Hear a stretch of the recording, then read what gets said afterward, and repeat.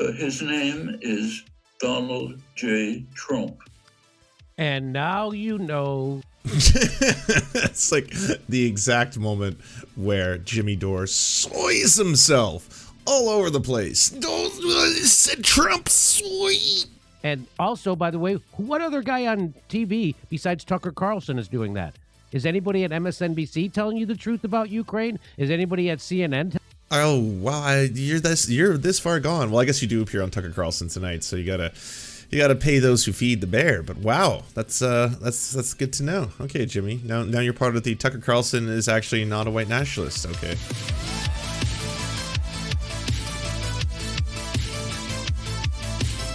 Okay, it's time for a little trip to Jimmy Doreland. Yeah, that's right, everyone. You see this? Did you hear about this? I want to talk about Noam Chomsky said something that was amazing. So they were asking him about the Ukraine war. Now, I don't want to go into re-explaining how we got to the Ukraine war. Just so you know, with the reason why we're having a Ukraine war is because the United States overthrew the government in Ukraine in 2014, and then that government that we installed, a lot of the people in the eastern part of Ukraine didn't want to live with that government because it was a coup government, and they were more Russian separatists, and so they had a peace agreement, and the government of Ukraine was supposed to leave those people alone. And then the country was also filled with Nazis because of the coup that the U.S. did single-handedly, and so because of the U.S. coup, the country filled up with Nazis, and then it was totally justified for Putin to go in there and then try to remove the Nazis from the Ukraine, and that's why we have the Ukraine war. There you have it, everyone. Alone in the eastern Ukraine. They didn't. Not only did they not leave them alone, they bombed them for 8 years straight, killing at least 14,000 of them. And so then Putin invaded to try to stop that. Wow.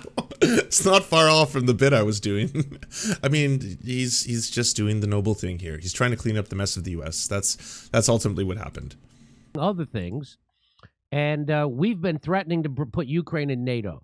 Plus, there's a gas pipeline called Nord Stream 2. So there's lots of things. It's none of the stuff you hear on the news is why what Ukraine war is happening. So that's what I want you to understand. We provoked this, meaning the NATO and Joe Biden. Does he believe all this? Yeah. Jimmy Dore is not, like, this part is not a bit. This is just Jimmy Dore's line. I mean, it's been highly refined thanks to Max Blumenthal and, Caleb Maupin, Aaron Matei all coming on his show and talking about these issues. And that's kind of helped shape Jimmy's spicy take. Let's just say that. Biden and the United States provoked this confrontation, and we're using the people of Ukraine as cannon fodder. And we all know how this is going to end. It's going to end with a peace negotiation where Putin gets what he wants, meaning a neutral Ukraine. And we all know that's how it's going to end up. So that's what I want you to know. But but the weird thing is to see everybody be easily propagandized. He should bring Putin on his show just to get the true story. Might as well just put him on the show and have him explain all of this. I'm sure he'd love all your talking points. Into wanting to have a war with Russia, which is a nuclear power, which means the end of civilization. So listen to what Chomsky says about this. Who's the one guy who's actually seeking a peace deal? Let's listen to Chomsky. The one guy. There is the only person, not even the only academic, but the only human being seeking a peace deal in Ukraine, Noam Chomsky. Fortunately, one statesman in the United States and Europe who has laid out, a person of a high political figure who has made a very sensible statement about how you can solve the crisis, namely by facilitating negotiations instead of undermining them, and moving towards establishing some kind of accommodation in Europe. So what he's saying is because we've been undermining, meaning the United States and NATO have been undermining the peace negotiations. So that's what he's saying.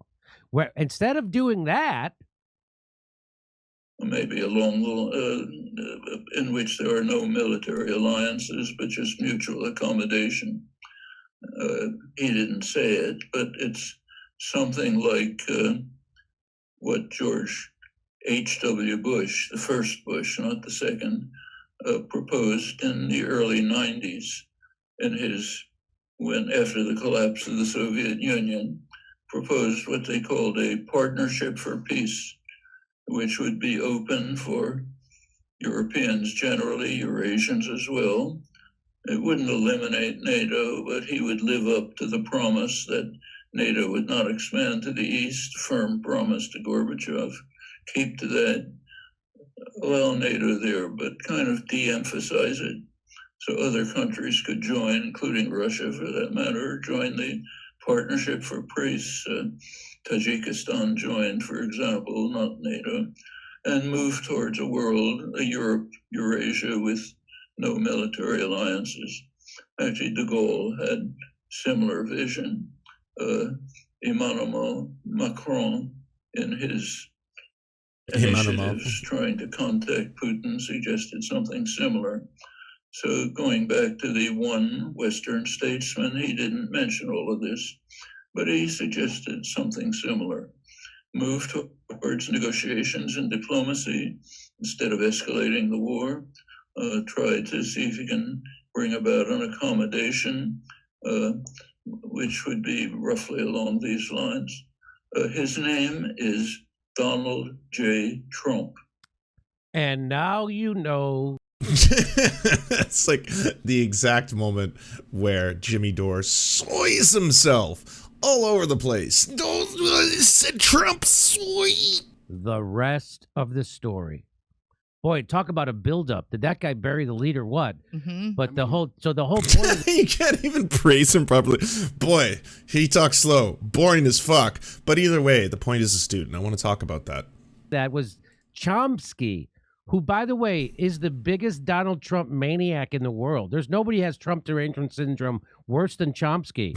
So that's why it's, if Chomsky is I can't believe how both like Glenn Greenwald and now Jimmy Dore and everyone else over this one clip of a 50-minute interview are losing their shit. What Chomsky is acknowledging is that, yes, Donald Trump happens to be one of the people who has been against the expansion of NATO. He's been opposed to NATO. He's very vocal about it. That was a part of Donald Trump's legacy for sure in terms of what he would say out loud. Simultaneously, I have to bring up, Noam Chomsky has said that Donald Trump and the Republican Party, and he got into trouble for this, are worse than the Nazis. He said there is no party that is a bigger threat to the survival of the human race right now than the Republican Party of the United States. Now, when asked to clarify, and he did, he said because they not only do not believe in climate change, and it is the greatest existential threat to humanity as we know it, but they are actively working to accelerate it. So at this time, because they are one of the dominant forces in the most powerful nation on Earth, the hegemonic ruler of the planet, USA #1, all that kind of stuff, as long as that remains, then yes, the Republican Party stands in opposition to the survival of the human race. But go off, all of you, because this one clip seems to validate something that all of you are reaching for. To be honest, by the way, when it comes to like, how should the US end the war in Ukraine? That to me seems like a very, very silly question for everyone to be asking themselves. It should be up to Ukrainians as to what they want to achieve in the war on Ukraine. I would assume, I would hope, unless you're trying to do some weird form of American imperialism, anti-war ending kind of shit. Yes, that should be it. Don't get me wrong. I'm completely for if Ukrainians, as well as people who are suggesting it, want to help broker some form of a peace deal or something in assistance with the United States to help broker it, or some other faction or whoever does that. Yes, obviously. I mean, I would like the bombing to stop now, like yesterday, like literally end. So obviously I don't want Ukrainians to die anymore. But again, this American exceptionalism, this isn't a choice for pundits on the other side of the ocean to be sitting here being like, well, you know what? I think the best thing that we can do is we should just go to war with Russia. Nope, you know what? I think the best thing that we can do is tell the Ukrainians to just lay down their arms and accept whatever terms come forward to them. No, you know what? I think the best thing that we should do is enact a no-fly zone. All of these things. Like, why is it that it's this constant, here's how the US should control and or police the world? That you can't in one breath be like, it's a bad thing that NATO expansionism has certain consequences, such as perhaps pushing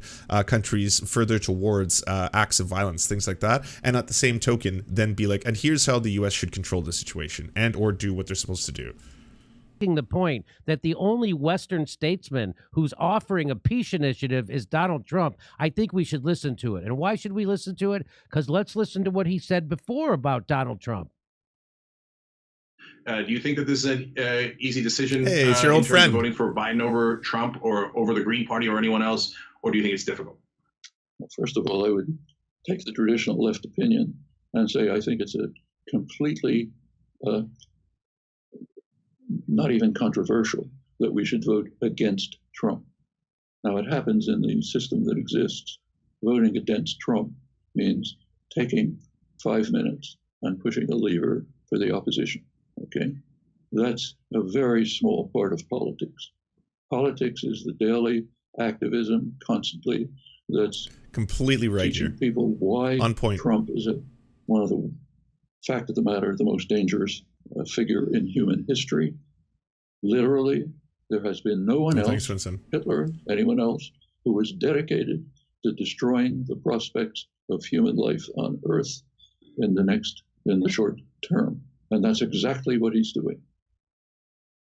So the reason why, so there was Chomsky trying to get people to vote against Donald Trump and vote for Joe Biden. And the rationale he gave was he was the most dangerous person, Harm more reduction. dangerous than Hitler. Well, now he's saying, oh, Donald Trump is the only guy who's actually talking about peace.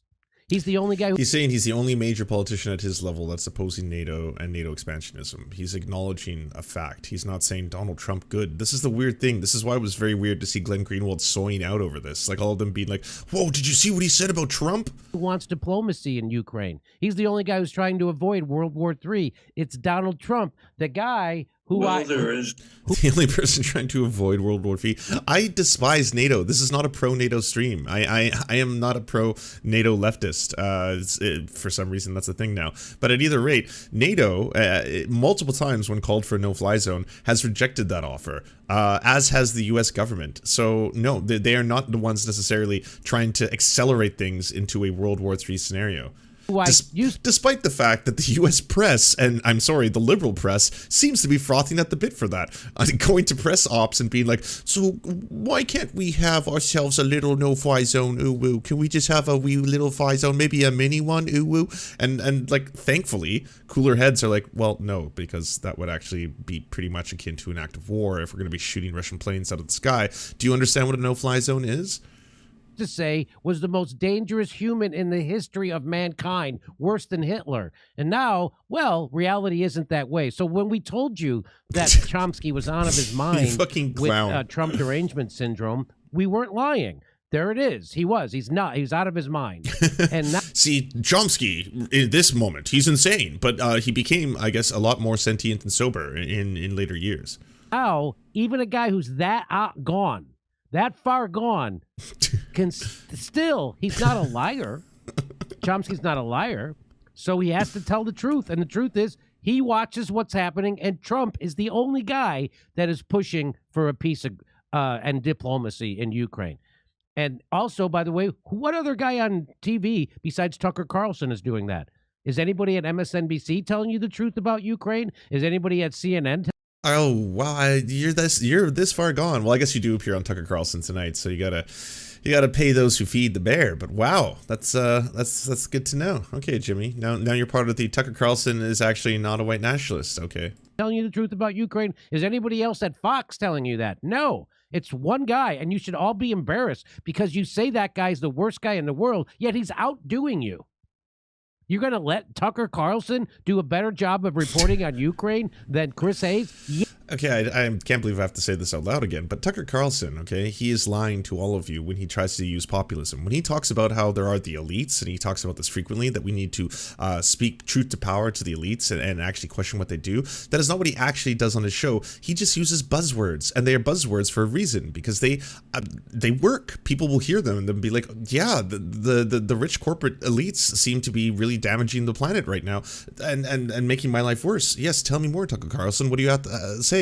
But when there is moments, say when Donald Trump was in power and Donald Trump was doing huge, or at the time he was proposing massive tax breaks for corporations, lowering the corporate tax rate, which he ended up doing, Tucker Carlson was radio silence on that because he doesn't actually care about holding corporations like accountable. He doesn't actually care about lowering the power or making them pay their fair share or making them pay taxes at all. As soon as that comes comes onto the plate, all of a sudden he talks about racist trees. I'm not making that up. That was Tucker Carlson's coverage during that time, was about how there was racist trees in a golf course or some other weird shit, because that's what Tucker Carlson does. And if every one of you falls for it, well then what worth are you? All you are is fucking parrots for Tucker Carlson and working as a PR agent for him.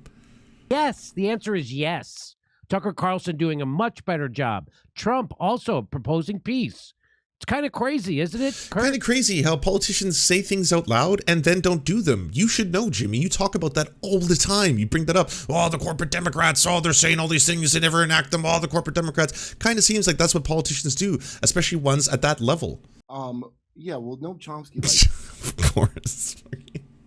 Kurt Metzger, new co-host of the Jimmy Dore Show, always here to give us enlightened views on world issues when he knows nothing about what he's talking about.